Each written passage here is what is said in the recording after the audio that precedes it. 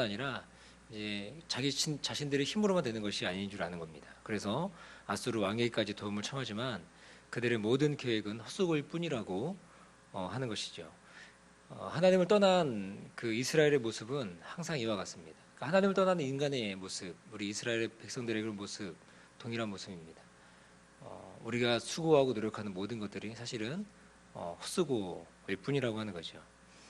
유다는 탐욕과 탐심 때문에 땅의 경계표까지 옮기는, 땅의 지계표를 옮기는 그런 죄악을 드러냅니다.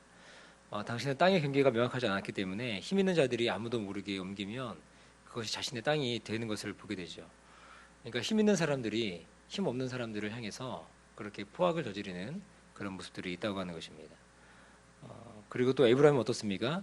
자신들을 위해 헛된 것을 추구함으로써 억압과 불의가 가득한 현실, 억압이 있고 또 불의가 있고 그것이 가득한 현실을 초래하게 되었다고 하는 것입니다. 하나님은 이러한 그들에게 어떻게 하시느냐? 그들의 이 죄악, 그들의 범죄, 이것을 그들을 지켜보시는 분이 아니시고 하나님은 심판하신다고 하시는 것입니다. 그들에게 진노를 부으신다고 하시는 것입니다. 그들이 그렇게 불의로 쌓아놓은 모든 것들을 어떻게 하느냐? 그들이 불의로 자신의 재산을 축적하고 자신들 백성들을 돌아보지 않고 그렇게 살아가는 모습들을 보면서 그들이 모든 쌓아놓은 것들을 조미 썩게 하겠다 하시고 그다음에 썩는 것이 되겠다 그렇게 하시는 것입니다. 한마디로 그들의 모든 수고가 아무짝에도 쓸모없는 것으로 만드시겠다라고 하는 것입니다. 여호와 하나님께서 그들을 벌하신다고 하시는 것이죠. 그러시면서 뭐라고 하시느냐? 또 여호와께서 친히 그들과 싸우실 것이다 그렇게 말씀하십니다. 하나님께서 먹이를 물어뜯는 사자처럼 에브라임과 유다를 다 물어뜯을 것이다 그렇게 탈취하겠다 그렇게 말씀하십니다. 그러니까 하나님께서 그들을 이 유다와 이 에브라임이라고 불리는 이 이스라엘을 그렇게 사자처럼 찢으시고 탈취하겠다고 하시는 이유는 무엇입니까? 그것은 그들의 불의 때문입니다. 하나님을 두려워하지 않는 그들의 범죄와 그들의 죄악 때문이라고 하는 거죠. 그러니까 하나님께서 그 유다와 이스라엘의 백성들의 그 모습을 보면서 하나님이 심판하시겠다고 말씀하시고 그들에게 진노하시겠다고 말씀하시는 것입니다. 이러한 그들의 죄악에도 불구하고 하나님은 이제 어떻게 하시느냐? 오늘 15절에 보니까 이렇게 말씀하시는 겁니다. 내가 내 곳으로 돌아가서 저희가 그 죄를 뉘우치고 내 얼굴을 구하기까지 기다리리라. 저희가 고난을 받을 때에 나를 간절히 구하여 이르기를 이렇게 말씀하십니다. 하나님은 자신의 처소로 돌아가시겠다라고 얘기하고 있어요.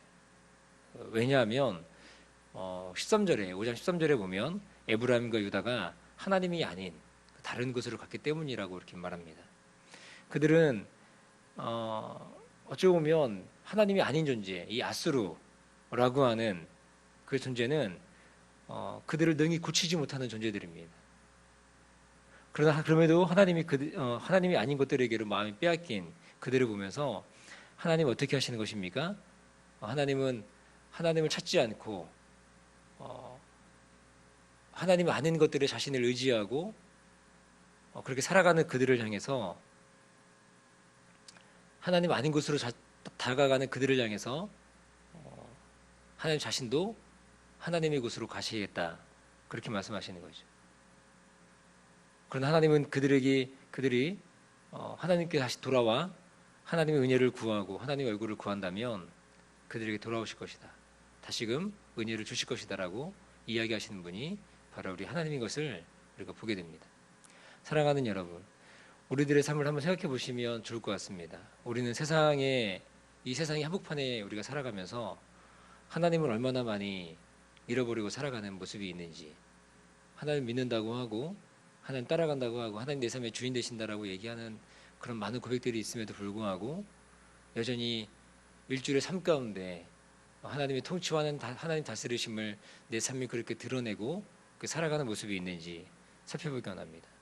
사실 이 땅의 신자들의 신앙을 살아내야 하는 것은 교회가 아니죠.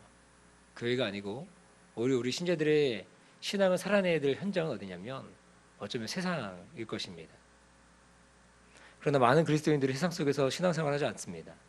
세상 속에서 그리스도인됨을 잃어버리고 사는 모습들을 보게 된다고 하는 거죠. 일주일에 한 번, 그 일요일에 한 번 드려지는 그 예배를 통해서 그렇게 신앙생활하는 많은 그리스도인들이 있다고 하는 것입니다. 그리고 나머지 일주일 동안은 하나님을 까마득히 잃어버리고 자신이 정체성이 무엇인지도 잃어버리고 그렇게 살아가는 많은 사람들이 있다라고 하는 것입니다. 이스라엘은 그리고 저 여러분들은 이 땅 가운데서 자신의 능력으로 우리의 능력으로 살아가는 존재가 아니라고 하는 것입니다. 이스라엘의 정체성은 무엇입니까? 여호와로 말미암아 세워지는 자들이라고 하는 것입니다. 이스라엘에게 여호와 신앙은 단순히 마음에 위안을 주는 그런 종교가 결코 아니라고 하는 것입니다. 이스라엘에게 야훼 신앙은 그들의 존재 이유이며 그들의 삶과 존재 자체라고 하는 것입니다. 그러면 이스라엘만 그렇습니까? 이 땅을 살아가는 저 여러분들에게 여호와 신앙이라고 하는 것, 하나님을 믿는 신앙이라고 하는 것은 무엇입니까? 여호와를 믿는 신앙, 하나님 믿는 신앙은 우리의 존재 자체이며 존재 이유가 된다라고 하는 것입니다. 신자의 삶에서 하나님을 향한 신앙을 제외시키고 하나님을 향한 믿음을 제외시키고 우리의 삶을 이야기할 수 있다면, 만약 그럴 수 있다면 어쩌면 그는 하나님을 제대로 신앙하지 않는 그런 모습일 수 있다고 하는 것입니다.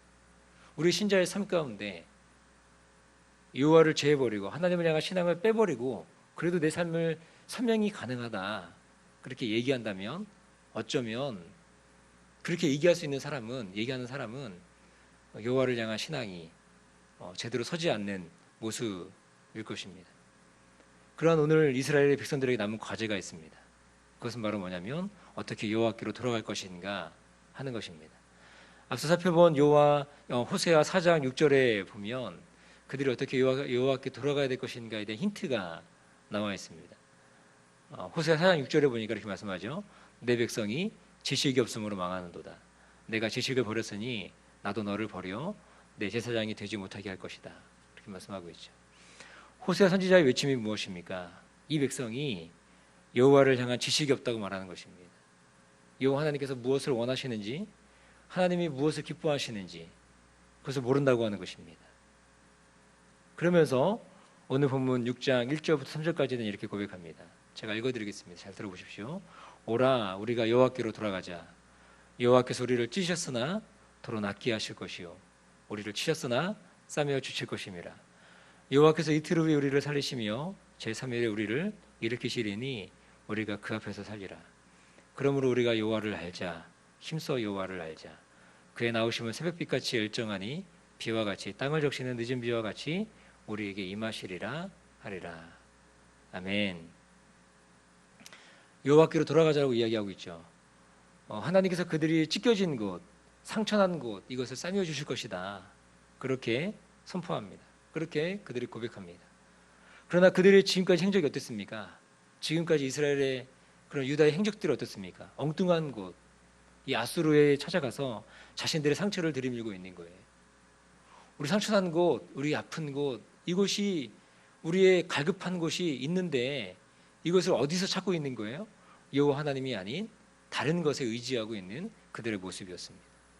자신들의 상처가 왜 생겼는지, 어떻게 생겼는지를 전혀 모르고 있는 모습인 거죠.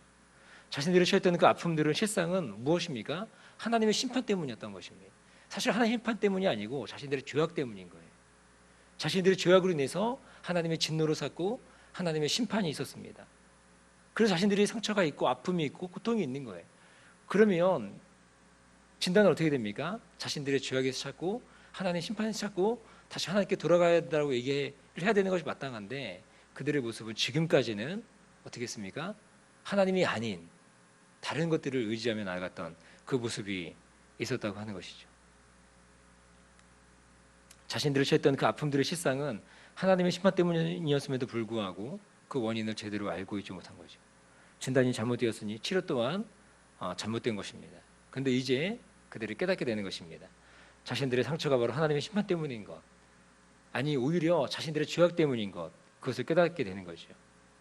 그리고 그 상처를 치료하기 위해서 그 어떤 것이 아닌 하나님께로 돌아가야 한다는 것을 알고 있고 이걸 고백하고 있는 것입니다. 1절 이렇게 얘기하죠. 오라 우리가 여호와께로 돌아가자. 여호와께서 우리를 찢으셨으나 도로 낫게 하실 것이요 우리를 치셨으나 싸매어 주실 것이다.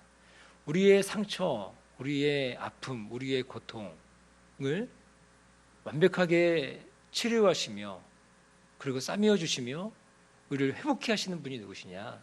바로 여호와 하나님인 것입니다. 우리 인간의 실존 가운데 오는 다양한 고통과 아픔들, 여러 실존적 문제들이 많이 있습니다. 그런데 우리가 이런 고통과 아픔 가운데 있을 때 우리가 다가가야 될 것, 우리가 찾아야 될 것, 그것은 바로 누구냐면 우리를 지으시고 우리를 아시며 우리를 사랑하시되 끝까지 사랑하시는 그 여호와 하나님 앞에 우리가 나아가야 될 줄로 믿습니다. 그 하나님을 어떤 하나님을 인식하고 있느냐? 오늘 본문에 보니까 새벽빛이라고 얘기하고 있습니다. 새벽빛. 이 원어의 표현은 단지 새벽인데 어둠 끝에 밝아오는 새벽을 가리킨다는 점에서 새벽빛이라고 얘기해도 좋을 것입니다. 아무리 어둠이 어두워도 어떻습니까? 어둠이 그렇게 짙게 깔린 새벽이 되면 어둠이 짙게 깔리잖아요. 이 어둠이 짙게 깔릴 때 아무리 어두워도 이 새벽, 이 빛은 밝아오게 되어 있다라고 하는 것입니다. 그리고 비가 오지 않는 건기, 이스라엘 팔레스타인 지방이 건기가 얼마나 가뭄입니까? 그런데 여러분 그 가뭄이 계속됩니까? 그렇지 않죠. 언젠가는 반드시 땅에 비가 오게 되어 있다라고 하는 것입니다. 그렇게 하나님은 이스라엘에게 임하신다라고 하는 거예요. 그렇게 하나님은 이스라엘 백성들에게 강림하신다고 하는 것입니다. 하나님을 향한 기대가 담겨 있으며 또한 하나님이 어떤 분이신가에 대한 분명한 고백이 담겨 있는 말씀, 바로 오늘 본문의 말씀입니다. 사랑하는 여러분, 우리의 삶도 그렇습니다. 혹여 우리의 인생에 많은 먹구름, 또 위기, 아픔과 고통이 있을 수 있겠죠. 그러나 아무리 어둠이 짙게 깔려도 반드시 새벽은 오게 되어 있는 것입니다. 그리고 아무리 메마른 땅이어도 반드시 비는 오게 되어 있는 것입니다. 하나님의 얼굴을 구하는 한, 우리가 하나님의 얼굴을 구하고 하나님의 은혜를 구한다면, 우리가 하나님을 신뢰한다면, 우리가 하나님의 우리의 자리에서, 우리의 일상의 삶에서 그 자리에서 하나님을 끝까지 우리가 신뢰하고 나아간다면, 우리 하나님의 얼굴을 구한다면 우리 하나님 반드시 우리 가운데 임하신다라고 하는 것입니다.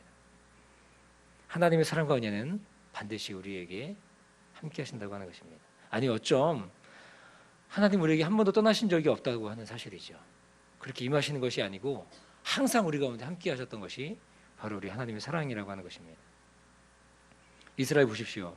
이스라엘이 그토록 수많은 범죄에도 불구하고 하나님 그들 떠나셨습니까? 아니요. 그들의 모든 것을 지켜보시며 자신에게로 돌아오시기를 간절히 기다리시는 분이 우리 하나님이라고 하는 것입니다. 이것이 성경에 계속적으로 기록되어 있는 메시지라고 하는 것입니다. 자신에게로 돌아오기를 기다리시는 그 아버지의 사랑이 바로 있다고 하는 거죠. 그 사랑이 어떻습니까? 그 사랑이 바로 저 여러분들을 향한 사랑이라고 하는 것입니다.